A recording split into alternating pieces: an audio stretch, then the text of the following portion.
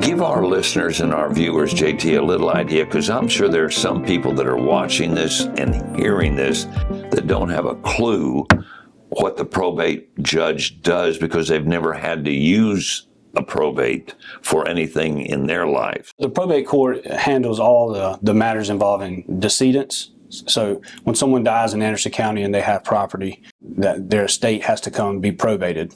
So people are showing up in a bad time, most likely, when someone's died. Now they also handle guardianships and conservatorships for people who can't make decisions for their best interest in their finances. They handle incapacitated adults. So if someone's going through a mental health crisis or a chemical dependency, they handle the involuntary committal for that. They also handle the giving of every marriage license. So when a marriage license is signed in Anderson County, the probate judge is the one doing that.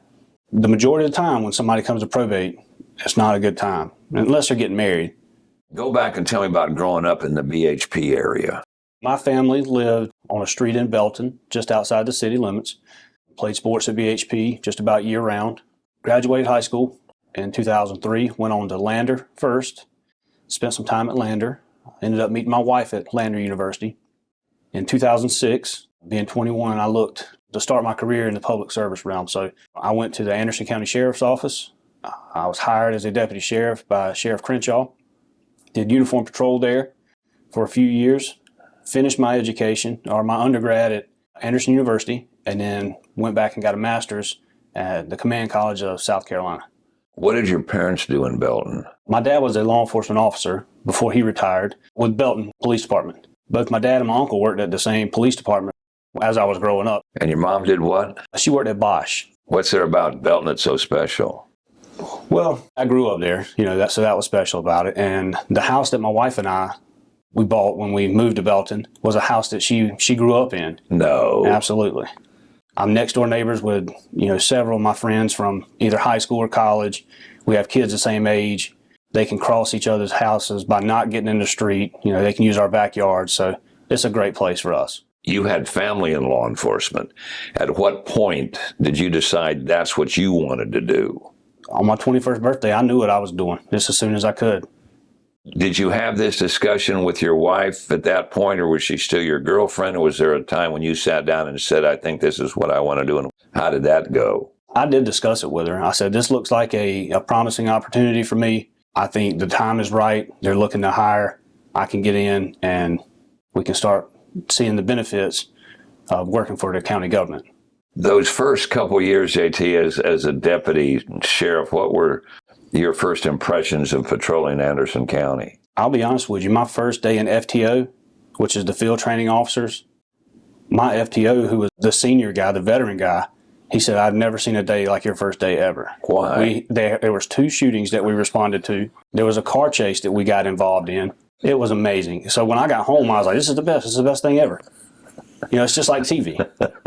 But then the next day, it was nothing but paperwork for us. So, you got brought back to realization pretty quick. And as you came along, then you worked for David Crenshaw, and then obviously he got defeated, and you stayed on with John Skipper. That's correct. So under that administration, I got promoted to what was our proactive unit.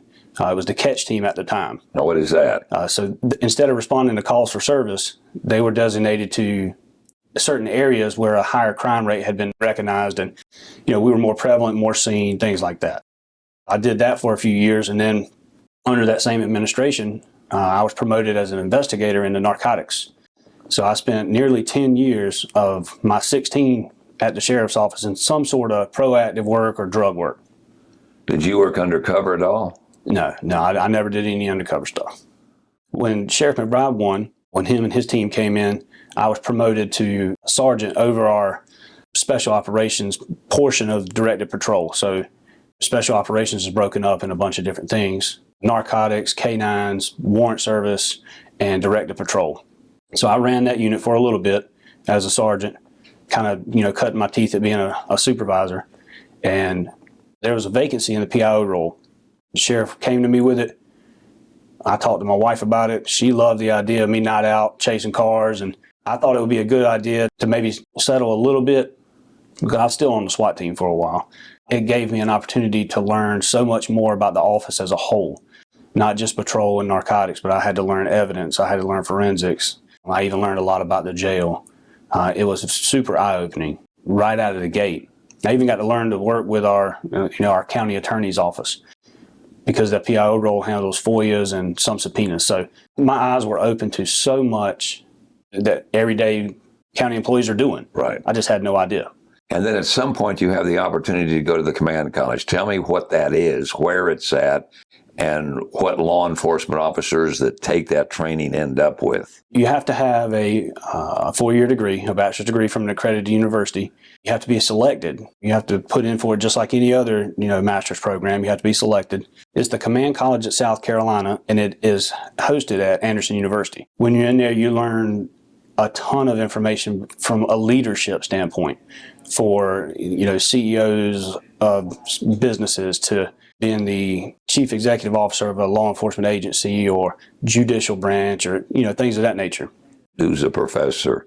I had several when I was going through. I had several former police chiefs. I had the current dean, Chuck Williamson, is over there now. George Duckworth, our former Anderson County solicitor, was involved in that program. Several people from the FBI. You've been at the Sheriff's Department for how long? Over 16 years. You've been there, and then all of a sudden, how do you transition in your mind to say, you know what, there may be something else out there I want to do? How did that come about? Probably middle of, 2021. Someone brings up the probate court judge position. I said, well, Judge Newton's been there for a long time, and she served Anderson County well. So I don't think that's something I want to run for.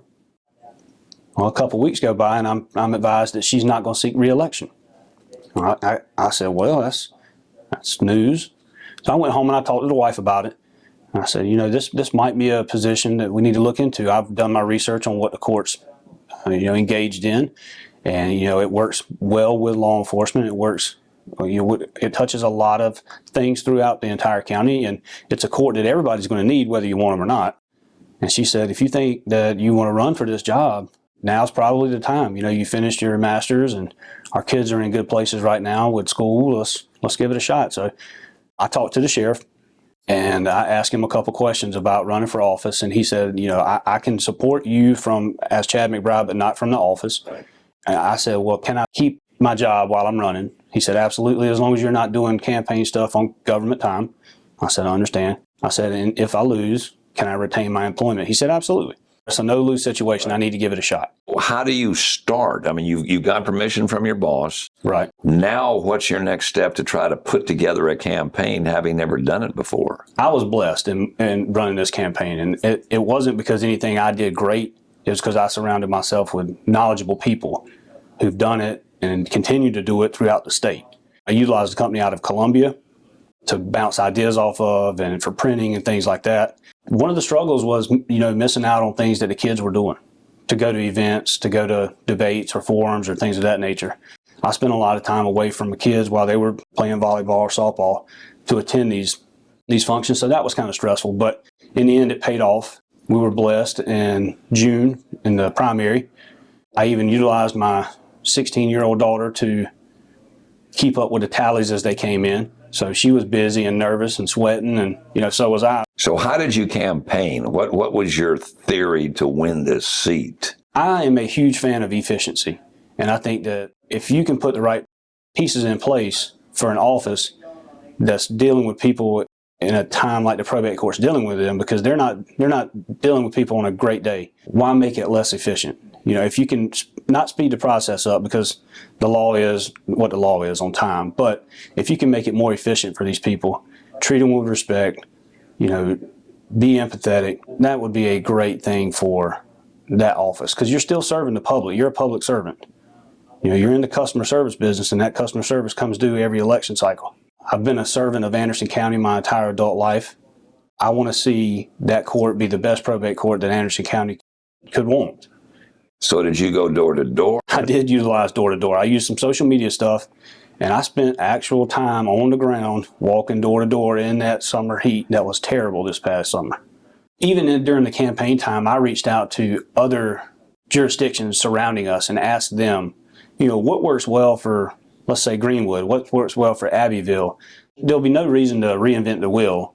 But if you can take a small bite here and a small bite there to make the court the best court for us, you can build a mountain of success on small steps. Where were you on election day for that primary? Who was involved, and how did what were you feeling as the numbers came in that night? Well, that night I was feeling sick to my stomach, and you don't know what you don't know, and I didn't know how stressful it was going to be. That morning we got started really early, jumped out at a few polling locations. I spent all day from 6:45 to 7:30, maybe 7:45 at a polling station somewhere, and I moved from location to location to location. I had a great friend base and family base that helped me as well. Just standing out there saying, hey, I'm standing out here for JT Foster for Anderson County Probate. I met a ton of people during this thing. A lot of people that they might not know it impacted them, but I appreciated that when they would walk out and they say, we got you. We voted for you. And being an attorney is not one of the requirements for this job. Correct. The probate court is the people's court. When it originated long, long ago, it was supposed to be for the layperson to be able to explain the process to people going through it. So you don't have to be an attorney for that position. Going in, one of the things you promised during your campaign was to bring the probate judge into the current century. Right now, we have several demos scheduled for case management software systems. That's going to be able to make the process more streamlined. It's going to also create workflow between clerks. It'll create workflow to the judges. But the plan is not to go in there and shake up the office. As little as possible. There has to be changes made. There's no reason to reinvent the wheel. It will be very tough to come in there with a new bunch of everybody and still be efficient for the public. So that position, the probate judge in Anderson County, has been one that does not change very often.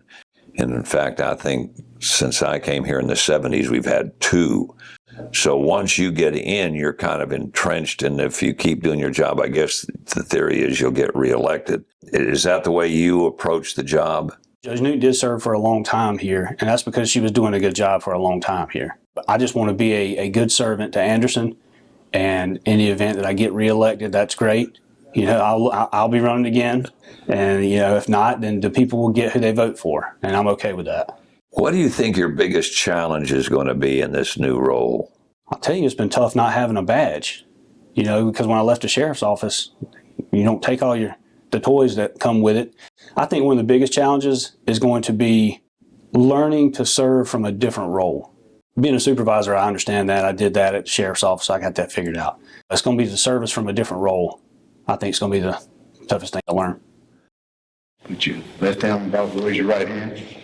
I look forward to continuing my service of Anderson County and to its citizens. I'm proud to be from Anderson County.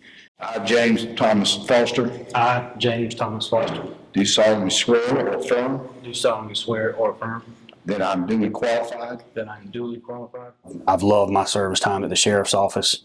I look forward to being a judge that is fair, impartial, and for the people, because I'm one of the people. Well, we want to wish you and your family nothing but the best as you take on this new responsibility for the citizens of Anderson County. So help me God. So help me God. Congratulations. Thank you.